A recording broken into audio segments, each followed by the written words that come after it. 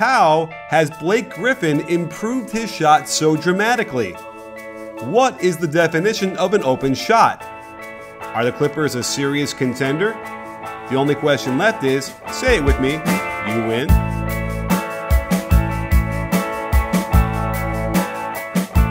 Hey sports fans, Coach Nick here, and welcome to the B-Ball Breakdown Podcast. Today I am really excited to have Dave Severns on the show, who is currently the pro personnel scout for the Los Angeles Clippers and has spent basically his whole life around the NBA and helping players improve and work on the court and scouting and everything. So Dave, thanks for coming on the show. I can't wait to talk to you. Oh, you're welcome, Nick. Thanks for having me. And I just got to say, I haven't spent my whole life around the NBA, only the last 10 years. Well, when you were like what, 30 years old, then that's a third of your life. I wish I was 30. Just double that, and then you got me. No, all right. Well, we won't get into how we won't reveal anyone's age here. But either way, how about we talk about shooting in the NBA?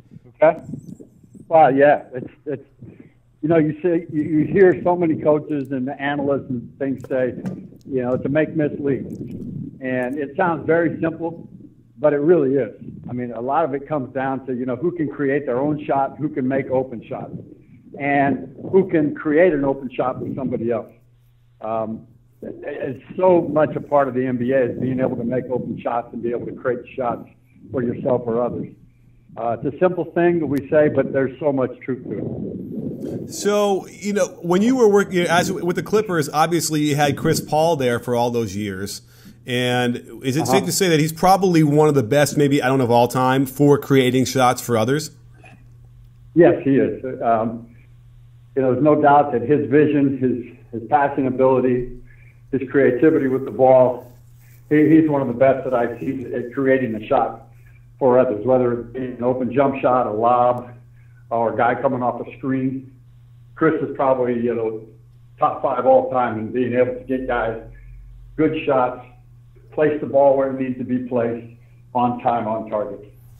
I don't think that he gets enough credit for that last part you just said, because I remember I ran into J.J. Redick right when he signed with the Clippers in the airport, and I just started chatting with him. I said, are you prepared for the pass to be right on your numbers every single time?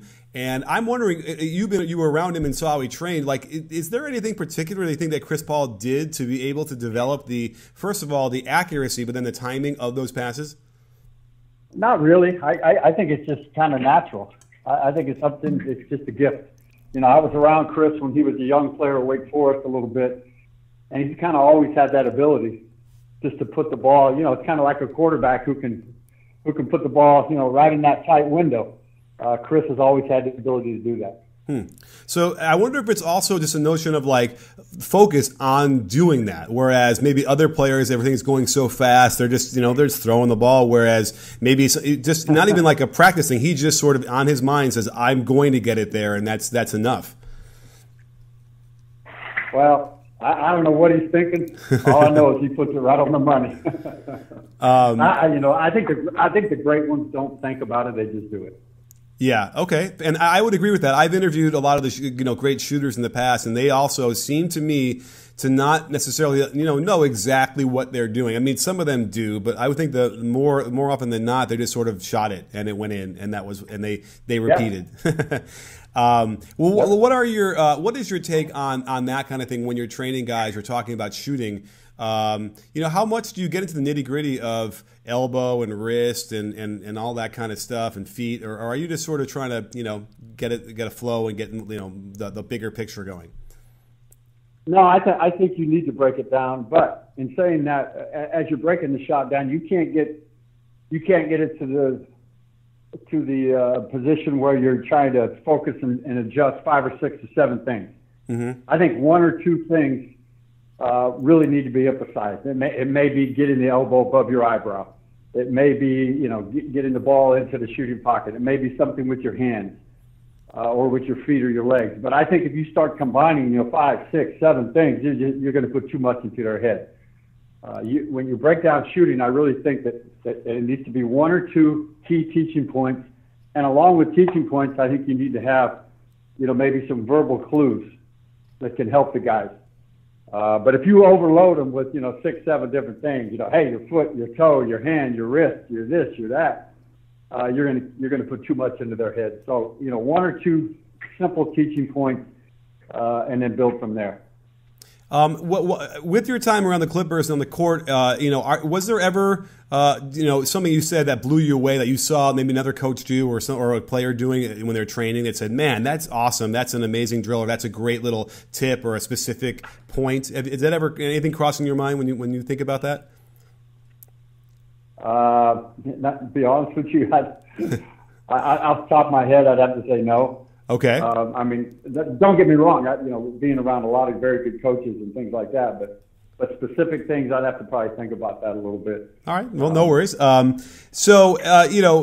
How much shooting, being around the Clippers, how much shooting do they do? I'm going to check it out right now. But as far as where they rank as shooting in the last several years, do you think that they, are they shooting every day in practice as a team, or does it have to be all individual? How does that work with the coaching staff? Well, it's just not our team. I mean, every team, whether it be individually or as a team, does a lot of shooting. I would say, especially in the time that's not team practice time, which is development time or individual time, whatever you want to call it.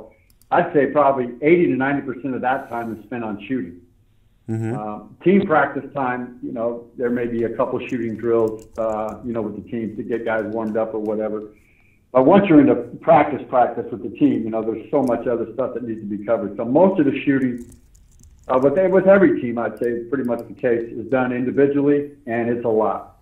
Trust me, you'd be amazed at how much time goes into shooting, and especially with the good shooters. Take a guy like JJ. The stuff that he does just doesn't happen. Kyle Korver, guys like that. I mean, you'd be amazed at the amount of time Jamal Crawford, Kevin Durant, Curry, Thompson put into individual shooting. I mean, those guys get a ton of shots up. And so that's, to answer your question, most of it's done on an individual basis. And when you're talking about a ton of shots, you're talking about they're not just sort of standing still and someone just throwing it to them from the basket area. No, it's to be effective and to be able to progress your shooting, it's got to be game situations, it's got to be game-like. Yeah. Now, there's a time and place for, spot shooting, of course. But, to really get improvement, it's got to be game speed, game shots. And it's got to be assimilated like that to be able to be effective. I have an interesting question for you. You might have to rack your brains a little bit because when you look at the 3-point percentage of the Clippers over the last several years, they're top 7, top 8 every year. In 2013-14, however, they were very bad. They were way down. Let's see, 30, 29, 28, 27, 26, 25, 24. They were 22nd in the league in 2013-14. And then all of a sudden in 14-15, they make this rocket jump and then stay there for that up until this year. Can you remember what happened? Because J.J. Redick was on the team in 13-14, but do you know what happened? Was there a difference? Did anyone do something differently that suddenly made that jump? No, I'd have to look at the roster and see who we have on the team. Okay. And the difference between one year to the next on the roster, and I'm sure that has almost everything to do with it. Okay, so you think it's more about personnel versus all of a sudden they changed something that they did? No. It's more about personnel to me than a guy all of a sudden, totally changed the way he shoots. I would say it's almost roster driven. Okay. So here's another question then. The players are the most important thing. It's like who you got. Right. Fair enough. Well, let me ask you this then. Do you believe that can players actually improve on shooting as they go through their careers? Oh, sure. Okay. Oh, there's no problem. There's no question, and we've seen many examples of that in the league. I mean, and one example is our guy Blake. When he came in, I had him when he was a rookie, when he was coming off a knee injury, and he hadn't played yet. And you go on the court with him for his shooting, and it was just wow. He didn't have any feel for shooting, and through his determination and work ethic, we could see where he is now. I mean, look at this year's 3-point percentage is off the chart. Now, I know it's early in the year, we're going to play 3 games, but he's really, really improved his shot over the last 8 or 9 years, however long he's been in the league. And it started off with the mid-range shot. And through hard work and just persistence, He's now gotten to the point where he's a pretty good three-point shooter, and you have to honor that. So, yes, guys can improve. I have seen guys improve. And he's just a great example of that. Absolutely. It's interesting because for a few years now, they've been talking about him needing to shoot more threes and space the floor better. Did you feel that was a significant issue the last 3 or 4 years with Chris Paul and the team as it constituted, that he was not spacing the floor well enough?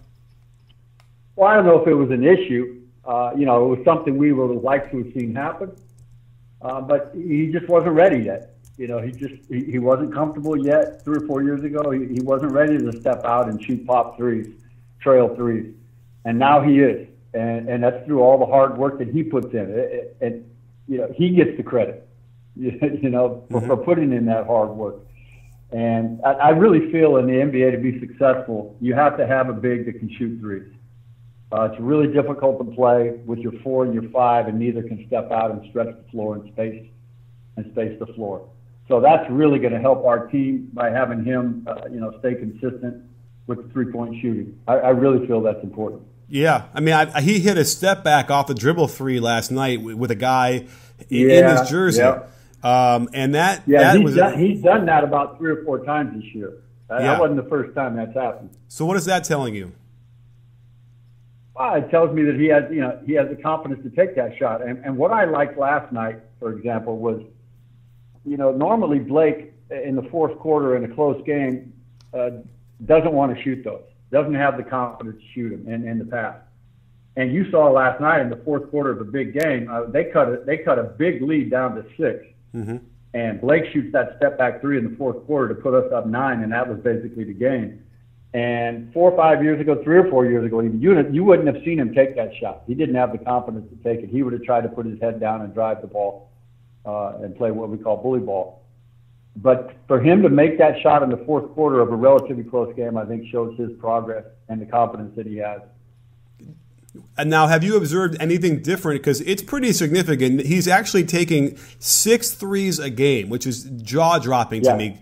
And he's making 44%. It was a little bit higher than that, and obviously we think it'll probably level off a little bit. And by the way, what's your prediction? Do you feel like he's going to stay elite 40% on 6 attempts per game? Well, I think you'll see the 6 attempts stay. I think realistically Blake's probably around 38, 39%, right around in there. Once we get into a 20, 25 game sample size, I think you'll see that 38, 39% would be really good. Yeah. And I think he's got the capability to do that. I mean, he's just, the hitch is starting to go away. It's so much smoother. He used to shoot the ball on the way down a little bit, and now he's a lot smoother. It's more one motion.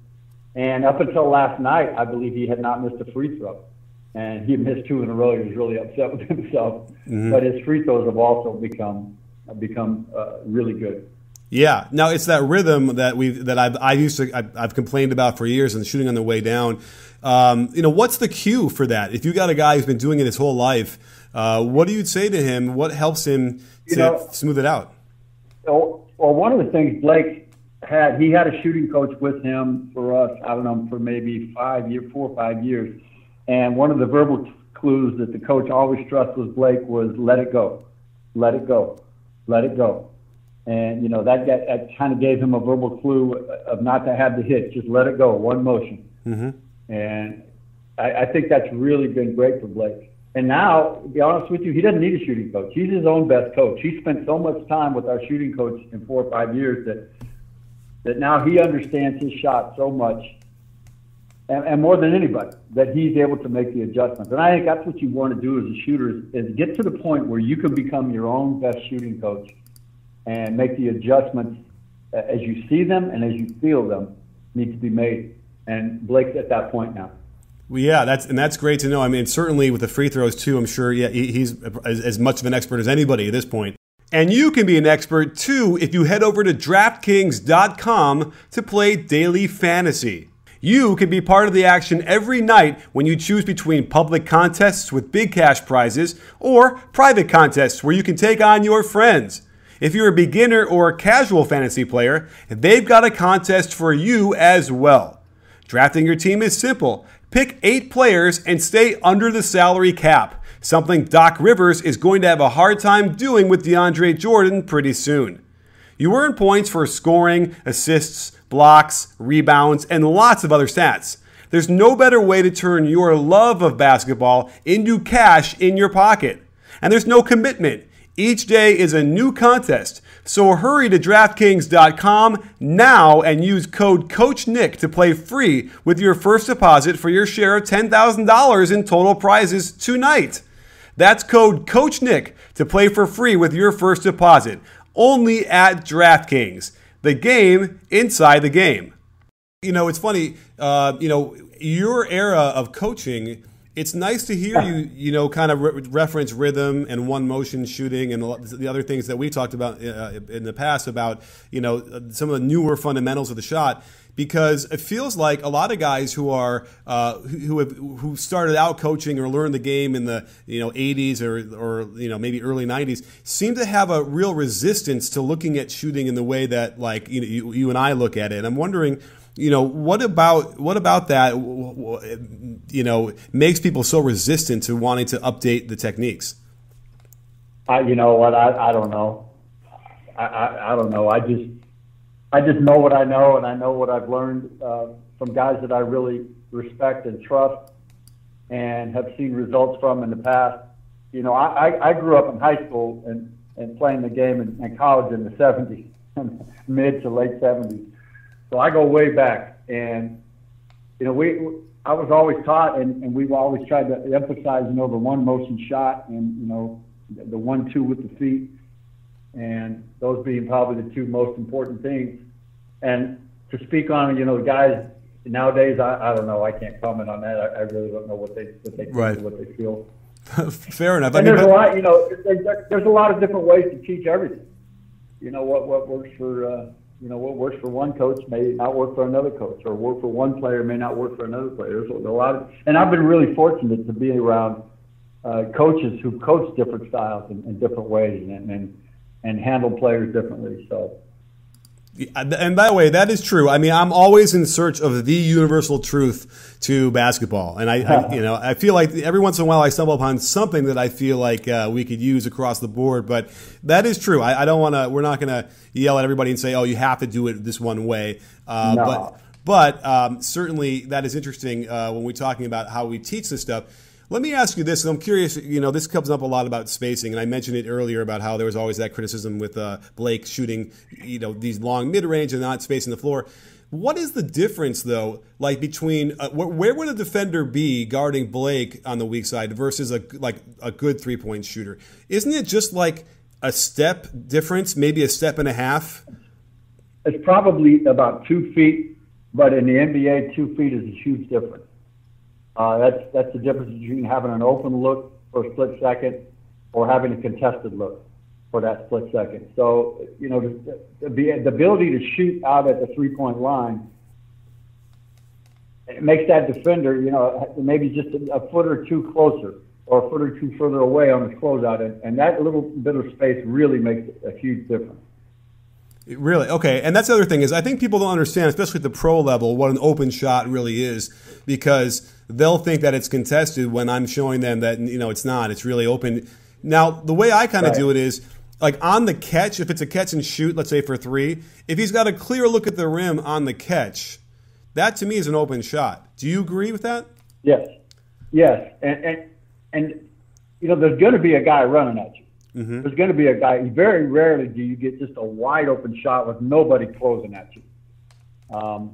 But to me, when he catches the ball and he has a good look and he has good footwork, regardless of really where the defender is, if he's got that good look at the rim, he's going to get a shot off. Guys who get their very rarely do you see in the NBA a guy get his 3-point shot blocked. Right. Is that true? Would you agree with that? Absolutely. I mean, very rarely. I mean, if they just have that feel to where if I feel I'm going to get this shot blocked and the closeout is coming at me, I'm going to drive it. I mean, it's not something you can – it's just kind of a feel. You got to drill it with guys, and they got to know when I'm open and when I'm not. Mm-hmm. And very rarely do you see a contested 3-point shot blocked. Yeah, and another reason why. If a guy gets the block continuously, he's not very good. Right, and another reason why you have to drill it live. Like, there's no other way to learn how to read that, in my mind, than to do it live with a guy closing out, and you slowly feel, okay, this is hard. Now, this is a great question I want to ask you because it's related to this. What about the closeout actually affects the shot? You said that, we don't often block shots from the three-point land, so it's not often maybe I don't think it's the fear of the block, but what do you think the closeout actually does to affect the shot to the point where it misses? Well, with good players, it doesn't affect them at all. Okay. I mean, I can almost guarantee you, if you talk to the really good shooters in the league, they would say, I'm not affected at all by that closeout. That doesn't bother me at all. I don't really even see the guy coming at me. All I see is the rim. My eyes are on the rim, and I'm focused on that. I bet you most of the guys would say that. Okay. So the closeout. Now, what the effect that the defensive coaches want is they want the effect of the closeout to be running the guy off the line and making him dribble, putting that little bit of indecision into his head. If you run a three-point shooter off the line and made him dribble into a two, you've done your job. Okay. So, and interesting enough, yeah. But what we see now is the shot fake, sidestep, dribble, and then they still shoot the three, which is a very legitimate, fundamental. Because I've asked a lot of these shooters, and oftentimes they don't even see the rim. The guy, because that's the other question is, okay, if it's not a fear of the block, then the hand is up, and they want to challenge in the air. That seems to be what everyone wants to do now. So the hand up being would obscure the vision of the rim. So I started to wonder, okay, well, maybe that is part of it as well. Although I think, would you agree that a lot of the good shooters would say that doesn't matter either? I would say you're absolutely right. And the sidestep has become a skill that perimeter guys have utilized to be able to, if the guy runs you off the line, you can still get a three-point shot by using the slide dribble or side dribble, whatever you want to call it. Mm-hmm. So that's something that you see being taught now. And probably Steph Curry is the best guy in the league at the shot fake, and then a little slide dribble to the left or to the right, usually to the left because the guy's running at your right hand. Yeah. So I think you see that's a skill that's really being taught now, is that side dribble. Yeah, to the point where it's weird when I see a one dribble pull up now off a shot fake at like 18 feet or 15 feet. It's weird. It doesn't look strange now, and yet I don't know what happened to a 15-footer. So suddenly it seems to me any shot taken from outside of 10 feet and inside of 23 is a mid-range shot. I don't know how that happened. Shouldn't mid-range be, like the 15-footer? Isn't that what we still would want to get ultimately? Well, to me, a mid-range shot is anywhere from about 15 feet to about, to 20 feet, right in that area. Mm-hmm. And what you're seeing now more and more of, instead of the mid-range 15-footer, once guys get in there off a shot fake or off a pick and roll, is the runner or the floater.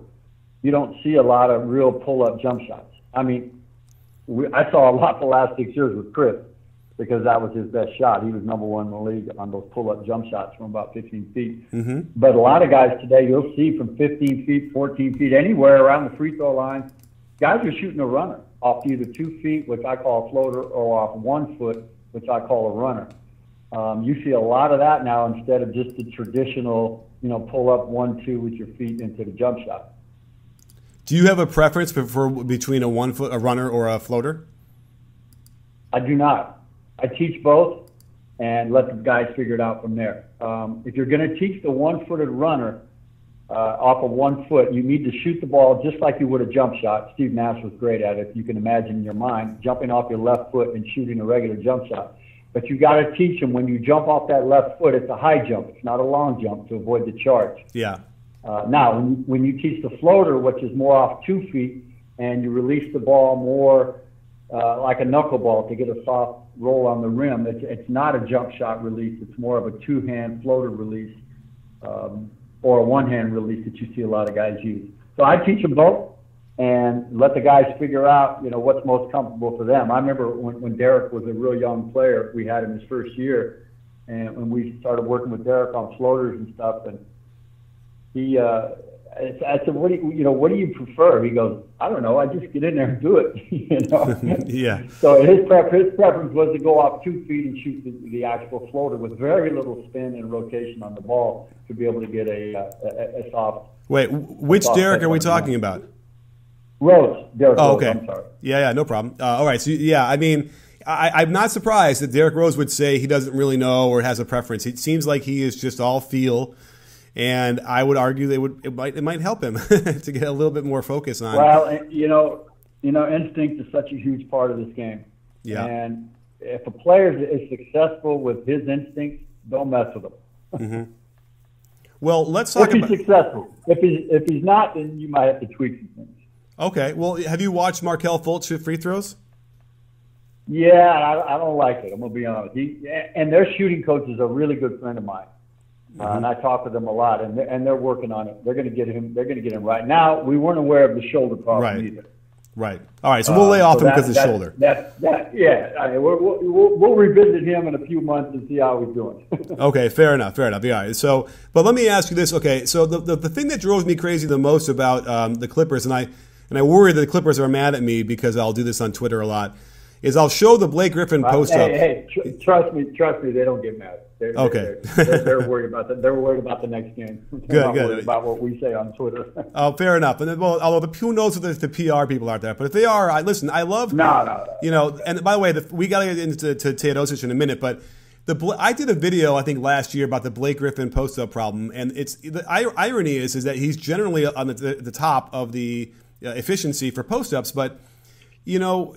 Have you ever had to work with him or try to work with him on the post-up and sort of the notion where he likes to jump while his back is still at the basket and then somehow twists to try and get the ball to go in? Yeah. What do you make of that? We work with Blake. Well, I don't like it. I think it leads to off-balance shots and turnovers, but, it's just something that he does. That's just something that he does, and I think it's a bad habit that he's got to get rid of. Now, and watching him this year, I haven't seen that yet. Out of this post game. I've seen some very efficient footwork and finishes this year, especially off the left block. I mean, last night 2 or 3 times he just punished Derek Favors. Mm-hmm. And where Blake gets in trouble is when he tries to play bully ball and bang, bang, bang, bang, instead of just facing up quick or going quick off a face up or just going quick off a back to the basket. Because with his strength and quickness, nobody can guard him. Right. Where he gets into trouble is, like you said, when he tries to go off balance and the 1 foot and the bully ball type stuff. And also, he handled the double teams pretty good last night because he's such a great passer. And not only last night, but earlier in the year also.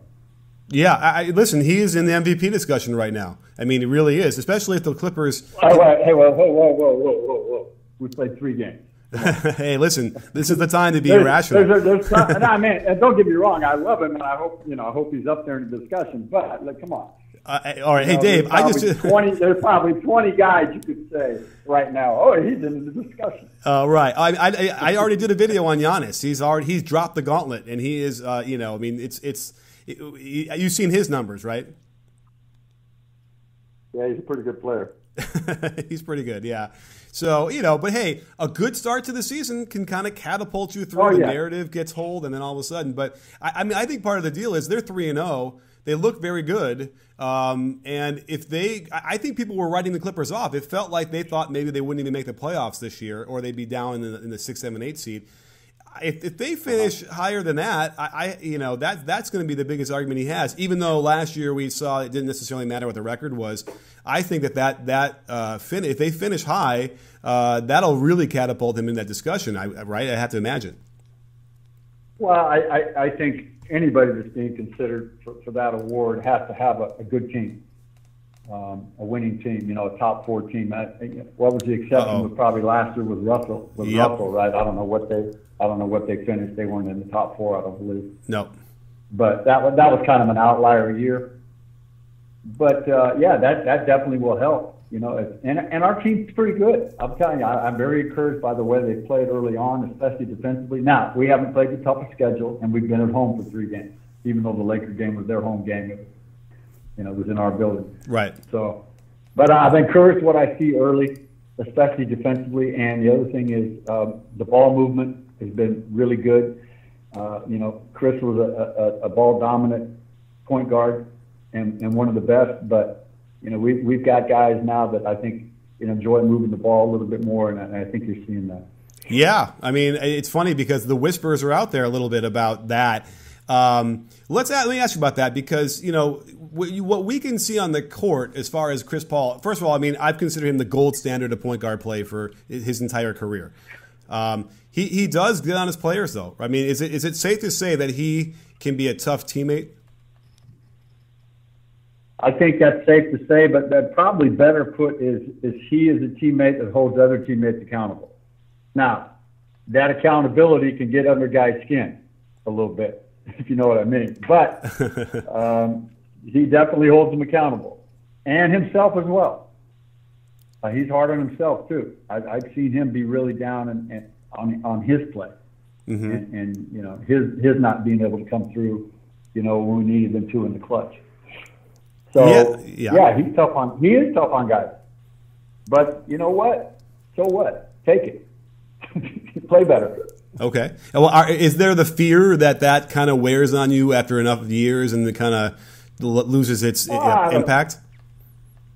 I don't know if there's a fear, but it probably does lose its message and its impact, after a few years. Mm-hmm. But I mean, I tell you what, I'd go to war with that kid anytime. Yeah.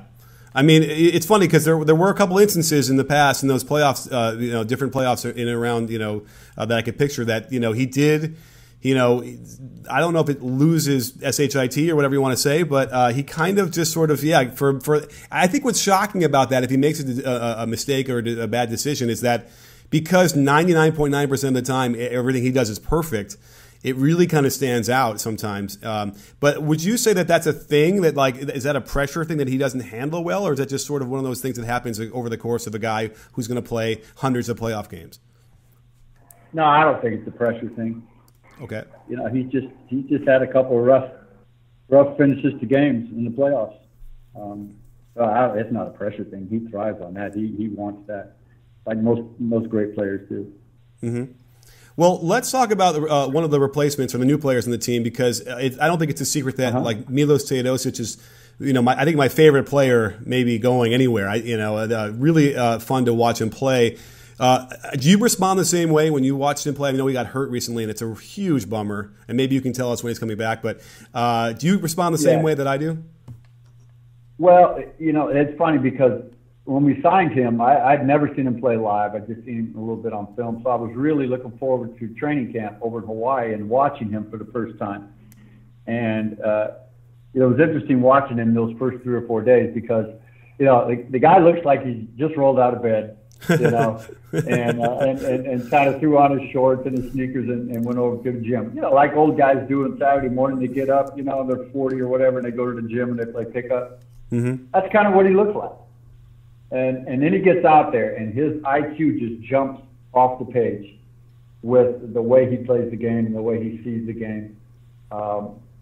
He's one of the best late passers in the pick and roll that I've seen. And what I mean by late passer is he comes off the pick and he's just kind of not in a hurry. He lets the muddy water clear. And when the water clears, he makes the right play, whether it be a pocket pass, a skip pass, a lob pass, whatever. So he's one of the best at doing that. His vision is incredible. He's a great advanced passer. Once you hit him with the outlet, his eyes go right up the court, and he's able to advance it to a rim runner or a guy up on the wing. And he's a better shooter than I thought. I didn't know that he was that good of a shooter. They go under the screens. He can make the shot. He can hit the pull-up jump shot. Been very, very pleased with what I see so far. Yeah, I mean, I think he deserved to start, even though I know Austin was hurt a little bit in the beginning, and he was. I mean, and what's nice about the way the team is set up is that he could probably be have a defensive challenge out there, or be challenged defensively, but still have the backup of guys like DeAndre behind him and Beverly that really kind of hide that a little bit. So. Let me ask you this: what do you think makes somebody like that have great vision? Do you want to chalk that up to just sort of natural ability, or is that can you teach that? You can help improve it by film and by drill work, but 60 to 70% of it is feel, it's vision, it's natural. He reminds me a lot in the way he comes off the pick and roll of Pablo Prigioni, with his ability to make the late pass in the pick and roll and what I call the look-off pass. What I mean by that, imagine you're coming off a high pick and roll and the big's rolling. Now, the guy out of the corner lifts up. Yep. The opposite corner. Are you with me? Yep. Okay, now the point guard's eyes, if the point guard's eyes go to the roll man, but he hits hits the wing coming out of the corner, that's terrific. It's almost like the quarterback who looks off the safety with his eyes. Mm-hmm. Or imagine the point guard, he's coming off a high pick and roll, and his eyes go to the wing guy who's lifting up. But the pass goes to the big. Mm-hmm. That's what we call look-off pass. Sure. And both of those guys are terrific at looking off the defense and making the look-off pass in the pick and roll. So that's something, it's hard to drill, it's hard to teach. A lot of it is just natural ability. Part of it also feels like you got to have the balls to do it, right? Like some of the passes he throws, I love when it's funny, we were actually listing all the different kind of passes there are in basketball. And you think, there's not that many, but when you really start thinking about it, and when you watch him play, there's probably like 40 to 50 different kind of passes you can throw. That underhand pass that he throws on the break, like, did he practice that? Did you notice him practicing that pass? On the court? No, nobody practices that. That's natural. Now, when's the first time we saw that? The first time I ever saw that was Pete Maravich in the '60s. Mm-hmm. He would throw that. Well, go on YouTube and put in Pete Maravich. You'll see him throw that underhand long court pass and drop it right on the money. So, Absolutely. There's that. There's the two-hand advance pass. There's the overhead, soccer advance pass. There's all kinds, like you said. And it's just, the guy's creative. And creative guys, you can't stifle them. And creative guys aren't worried about making a mistake. They're creative. You think Mozart was worried about messing up with a note or something? Right. No, I think that's it. Right, you just do it, and you're creative and you let it flow and you live with the mistakes. So that's an interesting question because young players and young people these days, I feel like, have a fear of mistakes. We see this like the millennial criticism, right? They don't want to even try to do it because they're fear. What they can then say is, well, it's okay, I didn't do it. I wasn't trying as hard as I could, or I wasn't going to do it. So I'm kind of curious, are you seeing that now? Is that sort of what's getting in the way, maybe young players, is that they have that fear, whereas Teodosic has that YOLO going on? Well, I think the fear of making mistakes doesn't originate with the player. I think it originates with the coaches, because the coaches, aren't allowing them to make mistakes and be creative. They're the ones, getting all over them. And that stifles their creativity. I think the coaches are more to blame. You got to be able to live with some mistakes. Now, we're talking about a special player that has that kind of creativity and talent. You have to let those guys make mistakes, and you can't stifle them. And so I think the problem is with the coaches sometimes. Yeah. Not the players. Wow. Does that make sense? Absolutely, positively, and really, that's a very poignant point, and it kind of makes me sad. Now, there's probably a lot of coaches that are going to listen to this and say, "Oh man, he's crazy." That's not right. Yeah, we don't do that. Well, yes, we do. Oh yeah, we do it. It's subtle too, and you're right. I mean, I used to remember I would have practices where I'd say, "Okay, only crazy passes in this whole practice. You have to throw the craziest pass you can for everything we do," and it was fun and kind of, it gets the season, change up the season a little bit and the energy. But every once in a while, like, oh, that's actually a viable thing. We should work on that. And I think that's one thing I've learned is that, the harder you are at trying to be rote and stick to strict fundamentals, the worse it could get for you. Yeah, and let me tell you, basketball to me is like jazz. I'm a big jazz music guy. And basketball is like jazz. It's not. I mean, to a point, it is dictated by regime and plays and X's and O's and it's structured. But to a large degree, it's improvised.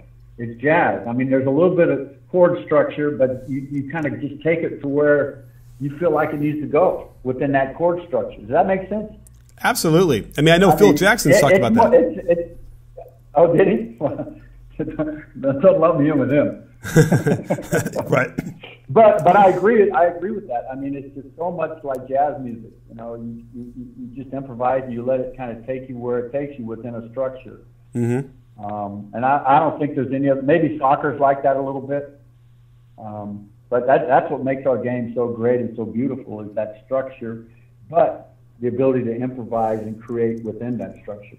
Hey, we're getting a little bit deep here now. Hey, listen, well, we're in California, so, well. Yeah.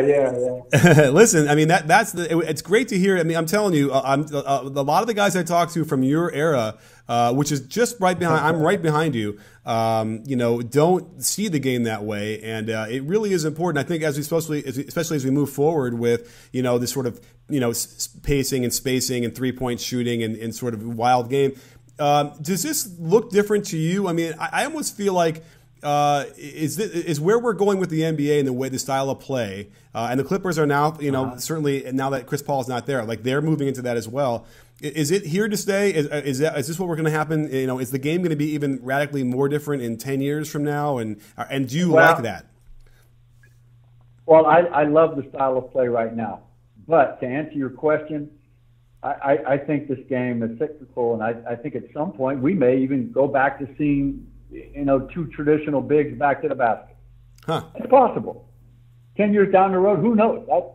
Did anybody 20 years ago see this come? Yeah. See where? How about the game? I think I read that one of the highest scoring games, if not the highest scoring game in NBA history, or one of the highest scoring games.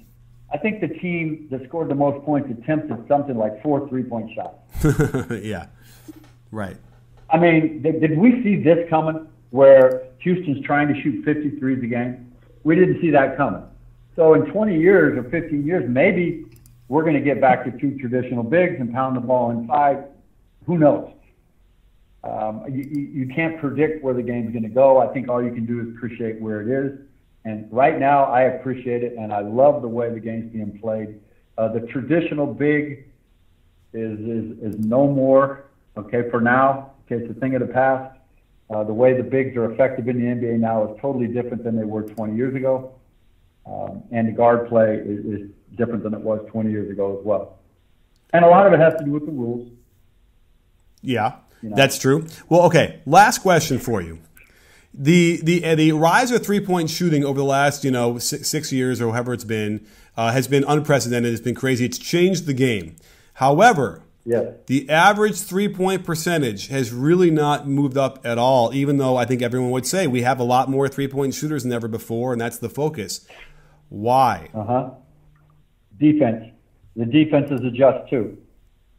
Mm-hmm. The emphasis defensively to guard that 3-point line has really intensified, and it's become very, very important. So defensive coaches now are spending way more time on, number one, who the 3-point shooters are.